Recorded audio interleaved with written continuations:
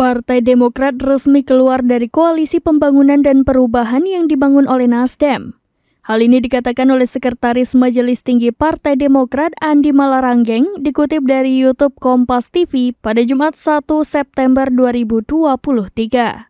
Keputusan tersebut diambil setelah para elit Partai Demokrat mengadakan rapat. Rapat tersebut membahas soal posisi Partai Demokrat setelah bakal calon Presiden Anies Baswedan memilih Muhaimin Iskandar sebagai bacawa presnya. Andi Malaranggeng mengatakan, Partai Demokrat mencabut dukungan kepada Anies Baswedan dalam Pilpres 2024 karena terjadi pengingkaran yang dibangun selama ini. Andi mengatakan saat ini posisi Partai Demokrat sangat bebas untuk berkoalisi dengan siapapun. Saat berkoalisi dengan Partai Nasdem, Demokrat juga sempat berkomunikasi dengan PDIP dan Partai Gerindra. Sementara itu, Andi Malaranggeng membantah jika partai koalisi nantinya harus menjadikan AHY sebagai cawapres atau capres. Sehingga bisa saja Partai Demokrat bersama koalisi yang sudah memiliki baca pres atau bacawapres.